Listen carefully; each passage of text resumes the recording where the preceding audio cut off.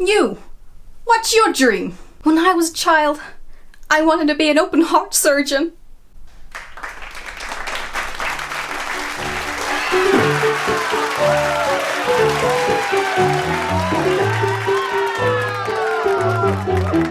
Fun fact, not all the books I pick up are just whatever's cheap in the charity shop. Sometimes I seek out specific books on the recommendation of other people, which is why, after an episode of Between the Covers, the book programme fronted by Sarah Cox, sang its praises, I went away and reserved a copy of this through my local library. On the next episode, one of the guests recommended Where the Crawdads Sing by Delia Owens, which, if you've seen my review of it, you know I hated. Unfortunately, by then I was already on the waiting list for this one, and Mama didn't raise no quitter. I finally got my hands in it, and boy do I have opinions. So I was expecting the sort of sexism version of The Help by Catherine Stockett, which was also set in 1960s America and looked at the hideous prejudice and suffering the black community was subjected to by white people. That was a somewhat controversial book, but I enjoyed it, so I had big hopes for this one.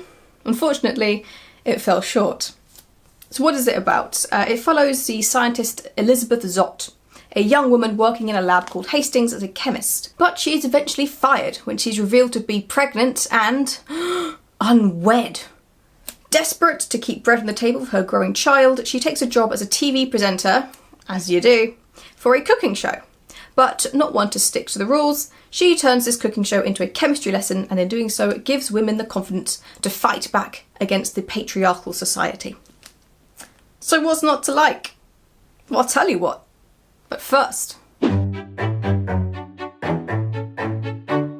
were some clever writing choices here, such as Elizabeth Zott being introduced as just the mother of Madeline Zott before her name is revealed, showing how society views women. I thought it was going to be a lot more of that throughout, but there wasn't. But, you know, they start with a clever writing choice, so I've got to give it a thumbs up for that. I also have a huge amount of respect for the amount of research that went into the sciencey bits. Clearly, Garmus spent a lot of time learning it, as Elizabeth does talk a lot of science throughout pretty much the entire novel. There is a dog called 630, and 630 is the best character because he's a dog. I'll admit, those sections were a little odd and felt a little bit more speculative with how clever the dog is portrayed as being, and how he's able to pick up several hundred words of the English language, and is intelligent enough to have complex thoughts about communication, and at times comes across as psychic. And overall, it didn't fit with the rest of the book, but I enjoyed them. So again, got to give credit for that. And although this book isn't hilarious, there are a few lines that make me laugh.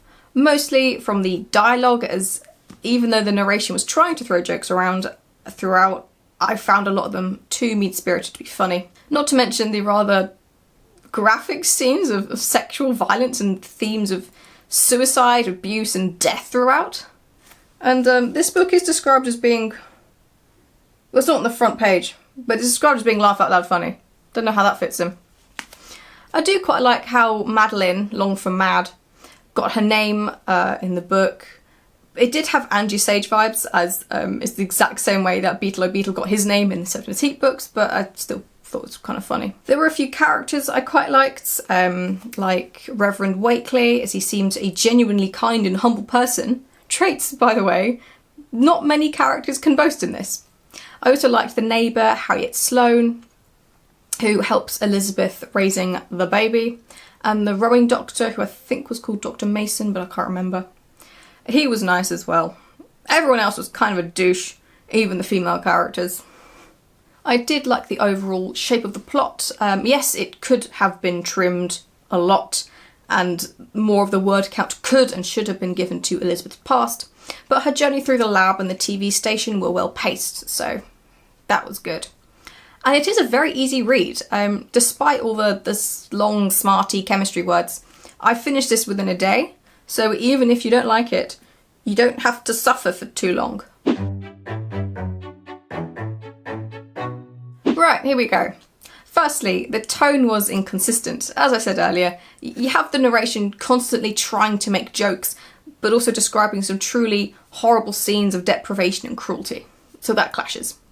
Number two, I didn't get on with Elizabeth as the main character. I mean, yes, she had her moments, but She was as inconsistent as the tone, flipping constantly between being so obtuse she sounds like a robot, being an extremely eloquent young woman who verbally smacks down her opponents with ease, and just like a normal but uncompromising and unreasonable person.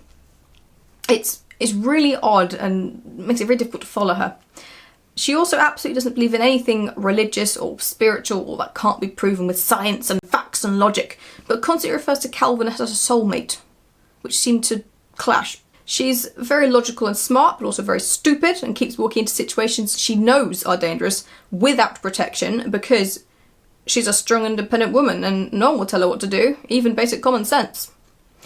And she's generally just kind of unlikable. She doesn't compromise, she doesn't show kindness or empathy, and she sees herself as above everyone due to her intelligence, including other women, which seems to go against the point of the book. Number 3, there's this really weird vendetta against religion. A lot of the arguments throughout, if you can call them that, read like a 14-year-old edgelord had scrolled through Reddit for 5 minutes. I mean, look, your book is allowed to have an agenda. You are allowed to argue your opinions in your book, but to just attack another ideology like this is unpleasant to read, and it's frustrating because she clearly has done no research into any of her arguments. Most of them seem to play out as, I believe in God. Well, I think there's no God because of unspecific scientific reasons, so you're wrong. Everything I know is a lie. And then there was this moment about this science conference where Calvin, who's the super duper science guy, he's one of the panelists, and his only contribution is just to say God isn't real and then walk out, which was apparently so deep that it made the Reverend Wakely want to talk to him in the first place. No, it was cringy. Stop it. Anyway, this hatred is especially odd as in one of Elizabeth's speeches she talks about freedom for all no matter their sex, race or religion. Just if you're religious, you're either stupid or evil. And race is pretty much ignored throughout the entire book, which is not inherently a bad thing, it just seemed a bit odd in this. Number 4, following on from the vendetta against religion, there is also an anti-vegetarianism message in this one scene that really didn't need to be there, so I can only assume the author put it in because she wanted to explicitly talk about Elizabeth's infallible stance on eating meat. And this basically fell back on the whole vegetarians who don't eat meat because they don't want to eat a living creature are stupid because plants are alive too argument, which is insultingly stupid and entirely ignores the main point that by alive, we mean sentient, with a high enough intelligence level to fully comprehend pain, creatures that are capable of feeling. They have the capacity to love and form attachments. Have you ever had a carrot please to see you? No. Have you ever had a pet please to see you? Yes. That's the difference. Oh man, don't be so thick. If you like meat, fine. Don't go attacking people who don't, it's rude.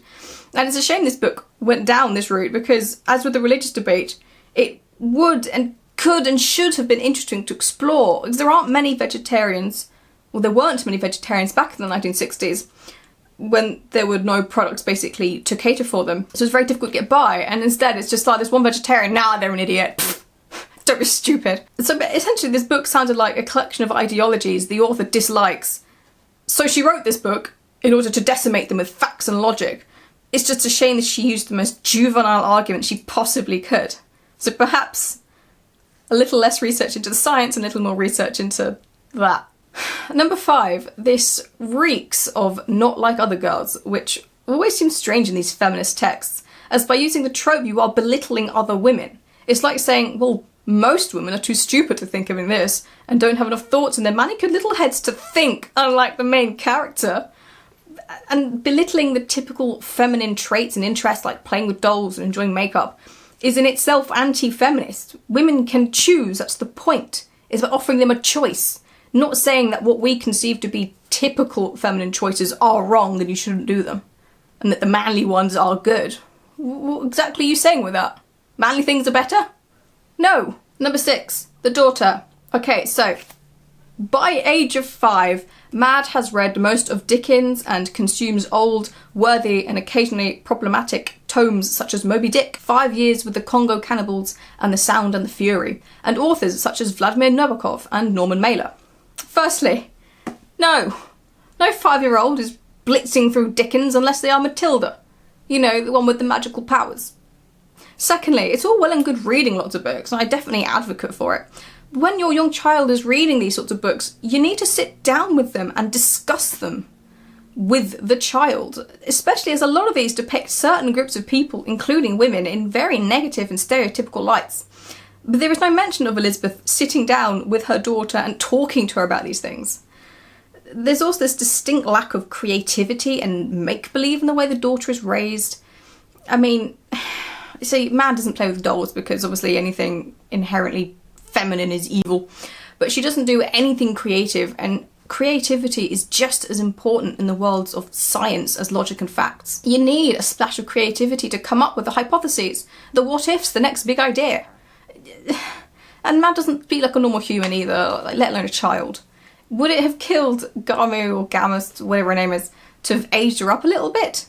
The whole genius child thing in this straight setting just reeks of pretentiousness. Then again, the mum constantly refers to salt as sodium chloride and makes coffee in a series of test tubes and flasks with a Bunsen burner instead of a kettle, which is the height of pretension, so. Number 7, your message of the inherent value of women and women being worth more than just their physical looks is undermined by making your main character super attractive despite putting no effort into her appearance. Number 8, the intelligence of your main character is undermined by the fact that the scientists she is surrounded by are all idiots. Instead of making all the men stupid and evil to make your character seem nice and smart by comparison, why not make her smart and nice in her own right? And does she have to be good at everything immediately? Like the rowing? Calvin said it takes years to get half decent at it, and after reading a few physics textbooks she masters it in like a day. That doesn't happen. She's a chemist, not a physicist for starters. And then of course she can build a fully functioning lab in her kitchen on her own whilst pregnant with no money. Can't you? Number 9, the feminist message is very preachy, and I hate being preached to in books, even if I agree with the overall message, which of course I do in this instance. I just don't like being preached at. I don't like the tone or the aggression that comes with it, and her progressive viewpoint didn't sit right with me. Again, not because I disagreed with it, it just didn't seem to fit.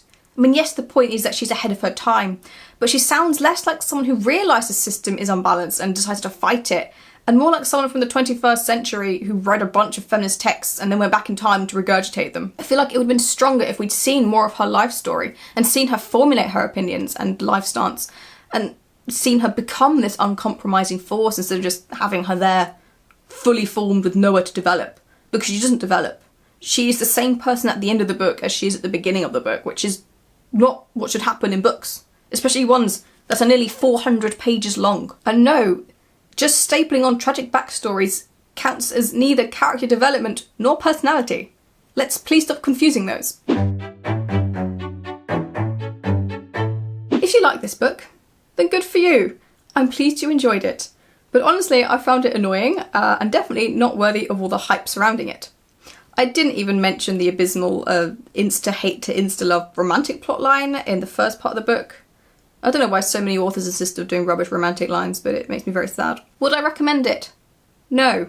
But if you want to read it anyway, be warned there are some pretty heavy themes in this, including the deaths of several parental figures, child abuse, suicide and sexism, which many have pointed out is rather over-exaggerated even for this time period. And tons of sexual assault. The first sexual assault does actually take place within the first 3 chapters or so. So you can test the waters with that if you like, but it is uncomfortable.